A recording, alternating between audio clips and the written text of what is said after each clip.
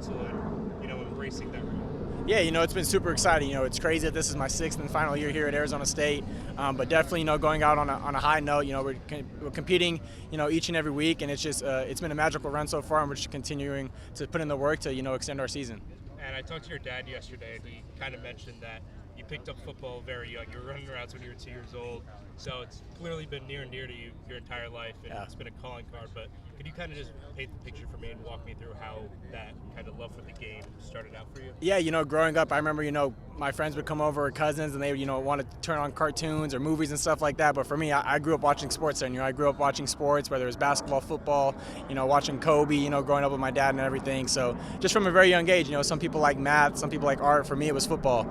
So I remember going to my dad's flag football tournaments all across the nation, and kids would be playing at the playground, but I was on the sideline watching the plays, watching the schemes develop and everything. And for me, it's just kind of it just came natural to me. So it's definitely been a blessing for me, and it's definitely taken me a long way. And you mentioned that you were on the sidelines watching the plays, watching the schemes, and understanding those concepts at a very young age. So for that specifically, how did that kind of start out? And was there like a specific moment where, I know the Mike Bell story, when you dropped off film, was there a specific moment where you're like, all right, I got to break down these schemes? Yeah, I remember just being kind of like 8, 9 years old, playing flag football, and my dad would just kind of let me call the plays, and I did a good job of, not just, handing the ball to me and running every play, but really, trying to dissect, okay, this is their best corner, let's try to, put 2-on-1 over here, or let's go away from him, or the rush is coming from the right, so I'm going to roll left. So for me, it's just kind of, playing chess. The defensive guys are playing checkers, I'm trying to play chess. So, I've definitely grown into that over the years, coaching my sister's team and my brother's team, and, Tucson Turf, our 7-on-7 team. So just coaching, against some of the top athletes across the nation, and it's been super cool to coach against them and make some memories, but definitely trying to take that step once I'm done playing and get into more coaching. And you mentioned Tucson Turf too, and obviously started out with flag football under your father. Yeah. So could you kind of just walk me through kind of how Tucson Turf started and how that has kind of helped shape your career up to this point? Yeah, so my dad and mom, went to Arizona State. They started playing flag football in intramurals here. And then, in 2006, my dad kind of put together, Tucson Turf, which is kind of like a club flag football team, AAU basketball, kind of like that, but for football. Started out with me, Coben and Tracy, my brothers, cousin Isaiah, cousin Drew here or there, then a couple of buddies. So it started off with just one team, 7, 8 kids. Now it's grown into, 15 teams, over 200 kids in our program that compete, year-round. So for me in the off-season, from January to April, I'm pretty much on the weekends. I fly out after Big Squad Friday on Fridays. I fly to Miami, Vegas, Texas, wherever it is. Kobe and I coach Saturday, Sunday for about 20 hours. Hop on a flight back Sunday night, and then I'm here for lifting on Monday morning. So it's definitely been a cool experience. Definitely been awesome. That Dillingham is appreciative of that. I see a lot of kids out there in the off season that I can give heads up to. But Cole Martin, he's somebody that we grew up coaching, and now he's back here with us at ASU. So it's been a full circle, and it's been super cool. And you had a pretty storied high school career locally, but no D1 offers, and then eventually you got the spot to walk on here, and ever since it's kind of been history since that point. Could you just walk me through kind of how rewarding was it to speak with Herm at that point and kind of suit up here, the same place where your parents went to school and your grandfather as well? Yeah, growing up, like I said, being from Tucson, I was an Arizona fan. So for me, I'd never thought about coming to Arizona State. And, it was late down in my recruiting cycle. I graduated in May. It was probably like late April. My younger brother, Tracy, came up here for a visit. And it kind of just, everything fell into place. I remember praying and talking to my dad, maybe I don't play football. Maybe I just get into coaching or do something else. And, just trusting God's plan. Obviously, Herm gave me the opportunity to come here with Coach Likens, and, the rest is history. But it's just been crazy to see how everything turns out. You want to force things to happen in a certain way, but I wouldn't change anything for the world. I'm just blessed for the opportunity. Yeah, when Herm brought you in, he sort of mentioned that you'd be working a lot with the scout team in practice. And for you, someone who's always kind of been thinking about going down the path of coaching, kind of lined up with those aspirations. So just in general, how do you think Arizona State has kind of helped prepare you for that in your future? Yeah, for me, football, it's kind of like a metaphor for life. There's going to be ups and downs. It's not always going to be, highs. You're definitely going to have some lows. But I remember trying to, walk out here on the practice field every single day as if I'm the starter. Being on the defensive field, I remember my first pass was like a 20-yard, completion, and just trying to be like, I'm still the guy. Whether I'm here in Tucson or up here in Tempe, whether I'm in a 7-on-7 tournament or, scout team or in a real game, I'm the guy. So trying to be that confident, and, just really trying to, help the team out in any way. So those first couple years being the scout quarterback, trying to give the defense the best look they can. So, I'm trying to be Justin Herbert or Khalil Tate, and, hopefully that helped out, during that year, and just really taking that mindset each and every day, and it's just definitely been a blessing. And your dad emphasized the importance of embracing your role, no matter what it is, and you on the leadership council, one of the only guys here who's kind of stuck it out up until this point.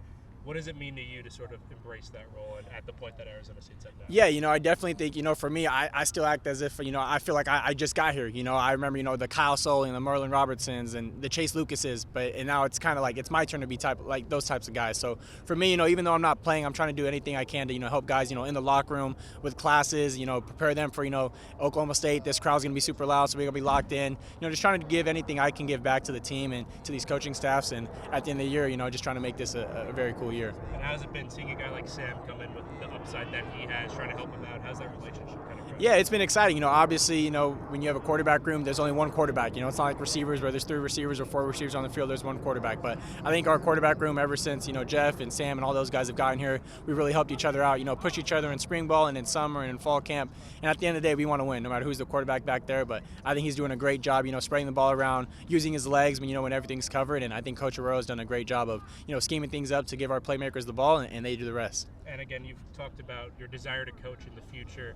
I was just wondering, after this season, are there any specific short-term, long-term goals you have within the coaching field? Yeah. The plan is obviously, one day, be an offensive coordinator. I could be a head coach, I think, as well. But OC for me would be perfect. But definitely trying to work my way up, and I'd love to stay here in Tempe under Coach Dillingham and Coach Arroyo, and we'll see what happens. But I think this place, is a hidden gem, and it's an empire just waiting to be built. What will it feel like to take the field in your hometown in your final regular season game on Saturday?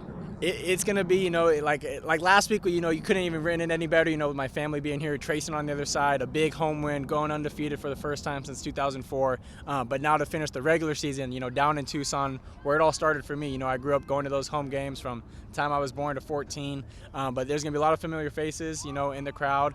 But it's just super exciting. But for me, it's not just about me, it's about the team, it's about this rivalry. And for us, just trying to make it another game. Try not to make it bigger than it is.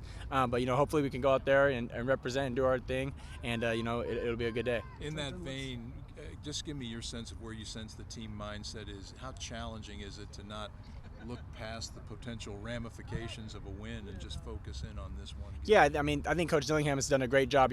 Even backing up to last year, he never talks about the game or what can happen if we win or lose. It's the biggest game this week because it's the next game. It's not because it's the last game. It's not because it's our rivalry. It's not because of playoffs or anything like that. It's the biggest game because this is it.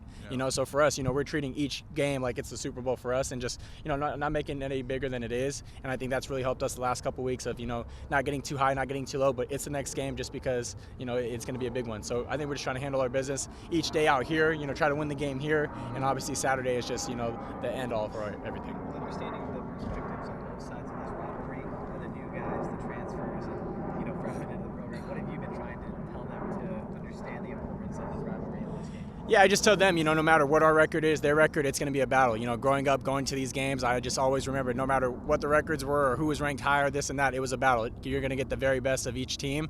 And so I just tell our guys to make sure, don't play with emotion. Don't let the emotions get to, pre-game or, during the game, they're going to be trying to get in your head. Play the game the right way. We'll do our talking with the score. But for us, really just take care of what we can, and that's our attitude and effort. What were some of your favorite memories going to all these Territorial Cup games growing up? Yeah, I remember going to so many. It's been kind of weird, trying to remember, my favorite ones here and there, because I can't say my favorite ones growing up because that's when, when the other team would win. But here at Arizona State, obviously the 70-7 game was pretty crazy, going down to Tucson, and that was the first action I got.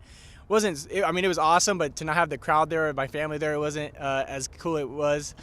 Going down there, starting another year, obviously we didn't want it didn't end the way we wanted, but there's been a lot of great memories. Hopefully we can continue and get this Territorial Cup back here in Tempe. Yeah, what would it mean to bring the Territorial Cup back to Tempe after being in Tucson for the past 2 years? Yeah, obviously that's the end goal for us. That's what we want to do is get that back up here, and hopefully it can stay here for a long time. But they've taken care of business the last couple of years, but it's time for us to change that. Was there any little friendly banter growing up with your parents going to ASU and your grandpa and you being the U of A fan? No, not really. I remember my parents, they never really mentioned going to ASU a lot, around people down in Tucson. That was kind of always just how it is in Tucson if you say you went to ASU. But it's definitely been cool, like I said, to see a lot of people grow up being Arizona fans that have still cheered on for me and my brother here here at Arizona State, and just it's been awesome to get their support. As this season winds down, do you find yourself maybe approaching it a little differently, maybe taking things in and savoring things a little bit more, or is it business as usual? Yeah, I would say it's business as usual, but definitely, not taking any day for granted. Practices, walkthroughs, team meetings, just knowing that, the time is dwindling down. Talking to Melquan, he's been in college a long time as well, and